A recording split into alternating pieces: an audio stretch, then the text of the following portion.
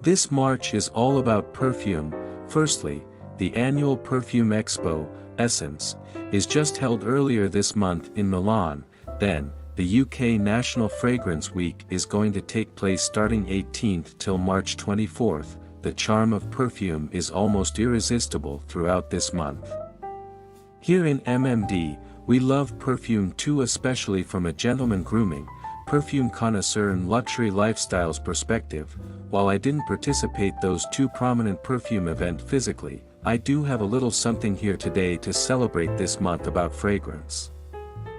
Back in the days during the peak of the pandemic when we spent most of our days staying home, I had developed a special hobby of doing some online treasure hunt. Among all the junk I have browsed, there's one particular item that I have the greatest impression about, and it was a copy of vintage book about fragrance titled Perfume, Joy, Scandal, Sin, A Cultural History of Fragrance from 1750 to the present. I guess it's the cover of the beautiful Lalique vintage perfume bottle that appeals me at the beginning, but I was always fascinated by what has been written inside this book as I only read the brief description about it online. While I placed the order back then, somehow the book was lost in transit, which ends up I didn't get it except the refund from the seller. Fast forward to around a month ago, this book popped up to my mind once again, and lucky enough, I can finally able to get it despite it's a second-hand copy. Perhaps it might sound a bit crazy, and you may even ask what is so special about this old book anyway. Well, the answer actually lies in my deep interest of vintage books and perfume, both its art and history, and most importantly, style. Published by Rizzoli back in 2006, and written by Mr. Richard Stamelman, a literature professor and inducted as an honorary member into the Société Française de Parfumeurs, this book lays out the story and fascinating history about how perfume and the pleasure of scent interplays its role in the creation of modern culture. Starting from the beginning of 18th century France with detail about how Napoleon obsessed with this perfume during his reign and exile, and then stepping into the 19th and 20th century to explain how the perfume came to symbolize as luxury and eroticism, also, with the resourceful photos, letting the reader to see how the advertisement and other elements, from the art to music,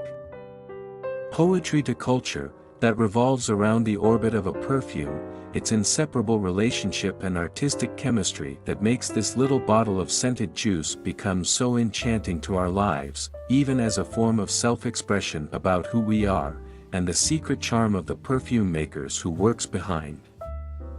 Unlike any of perfume books that released in recent years which mainly dedicates context and reviews about perfume produced from each prominent or niche brands, the characteristic of certain ingredients and notes, this book stands out on its own as it has almost nothing to do with the author's review about perfume. Even back then, perfume review is not as explosively popular kind of culture as we are nowadays, and if you are literally looking for a perfume review book by a popular perfume critique, this book might not be for you, but pretty much spending a lot of chapters to explain the evolvement of perfume, stretching from the Second Empire to fin de siècle in France for instance. How it represents an associate with legendary artists, poets and musicians etc., even a way of living, and how its artistic value that serves and inspires people, in particular, people in the arts, who are not directly involved in perfume creation nor perfumer themselves, but create something artfully and beautifully that takes this invisible olfactory works of art as a source of inspiration, echoes such beauty back to the perfume itself and create a much greater impact, to allure, to seduce, and enriches the experience and the beauty of fragrance, along with other artistic elements, at the same time, marking their literature existence in their time. As a vintage lover, perfume collector and creator, a luxury lifestyle connoisseur, this book did fascinate me in multiple ways. Not only it enriches my knowledge, although I barely had a glimpse of each chapter only, about the history of perfume and its association with certain important figures in European history. Well, perhaps I should mention the legendary French poet, art collector and dandy, Robert de Montesquieu, as there's a section dedicated about his art and association with perfume.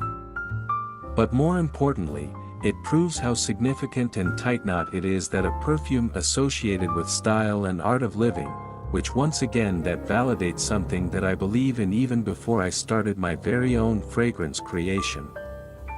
The ultimate beauty of a perfume is not just solely about the ingredients, nor the workmanship, but it's also the aesthetic and artistic philosophy of the creator, the seamless collaboration with the perfumer, the impeccable and tasteful interpretation from the packaging, the image, the bottle and the communication materials, etc. These are something that makes a perfume even more intriguing, valuable and unique.